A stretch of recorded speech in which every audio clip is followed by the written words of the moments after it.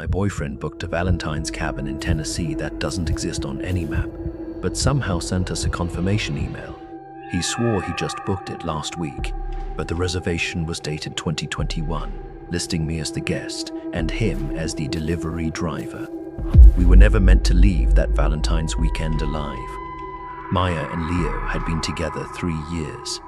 Leo wanted to do something special, so he found this place called the Heartwood, a secluded A-frame cabin deep in the Smoky Mountains of Tennessee. The photos looked perfect.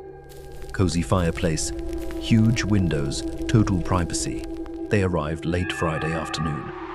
It was freezing, the kind of cold that stings your lungs. The cabin looked even better in person. Leo was grinning like he'd won Boyfriend of the Year. Maya felt that little knot in her stomach she always got when they went off-grid, but she ignored it. Inside, a fire was already going. Neither of them had started it, but Leo figured the host must have prepped everything. On the counter sat a bottle of wine and a red envelope. Top-tier service, Leo joked, opening the wine. Maya grabbed the envelope. Inside was a handwritten note on fancy cardstock. "Welcome home, Maya. The wait is finally over." "Did you tell them my name?" Maya asked. Leo paused. "Maybe? I think the booking was under my account." Made sense. They toasted and settled in by the fire. About an hour later, things got weird. Maya went upstairs to unpack. The bedroom was lofted, overlooking the living room below.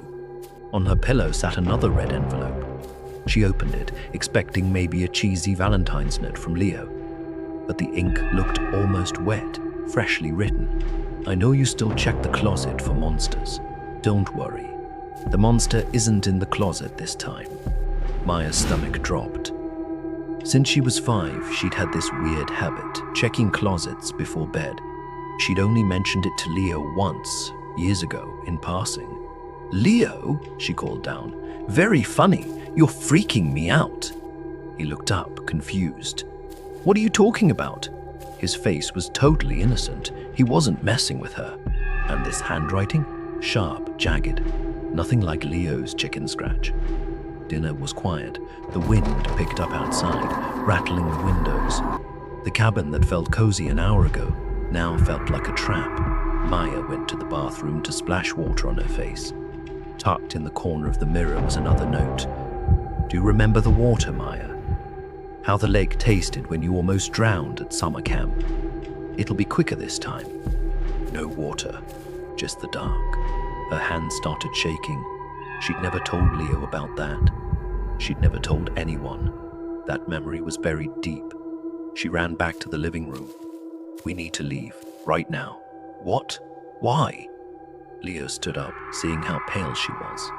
"Someone's watching us, Leo. Someone knows things about me, private things." She shoved the note at him. He read it, his face going white. "This is sick. Who would? I don't care. We're leaving." Okay. Let's pack up." They went to the bedroom together. Neither wanted to be alone. Leo grabbed his bag. Maya reached for hers, but tripped on something under the rug. It wasn't the floor. It was a handle. They shoved the bed aside.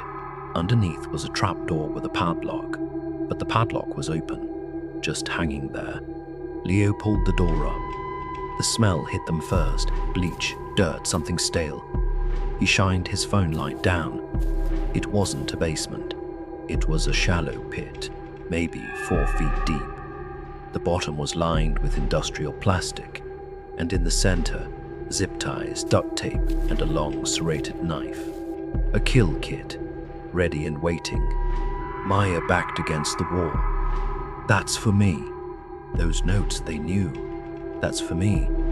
"We're leaving right now," Leo said, voice cracking. He grabbed her arm. "I'm calling the cops as soon as we get signal." "Who did you even book this with?" Maya screamed. "It was just an app." An instant book. He yanked out his phone, pulling up the confirmation. "Look, I booked it last week." Maya looked at the screen. Then she froze. "Leo, look at the date." The booking confirmation wasn't from last week. It was dated February 14th, 2021. 5 years ago. "That's impossible," Leo whispered. "We hadn't even met yet." Maya pointed at the guest list on screen. Guest 1, Leo Miller.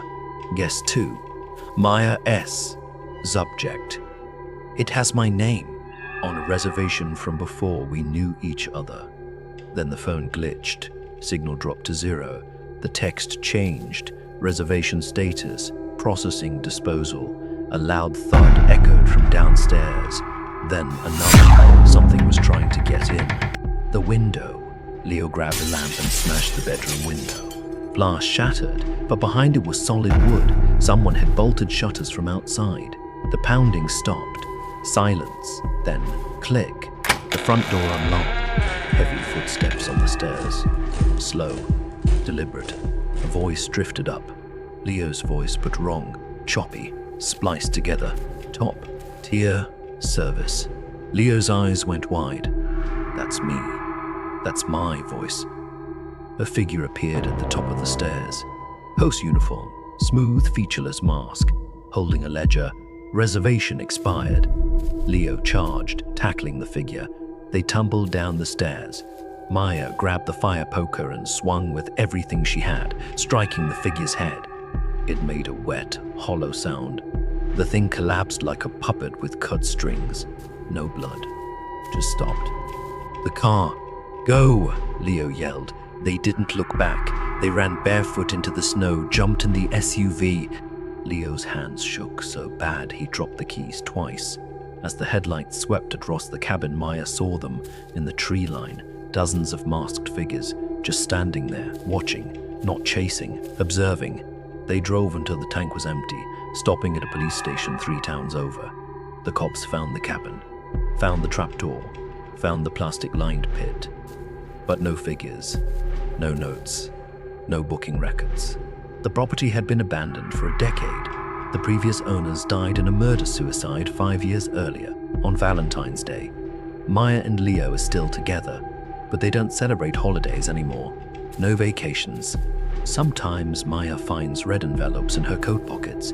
She burns them without reading, because she knows what they say. The reservation wasn't cancelled, it was just rescheduled. If you like stories like this, hit subscribe, and maybe don't watch this one alone. My boyfriend booked a Valentine's cabin for me and my future corpse, and I think check-in time is coming up again.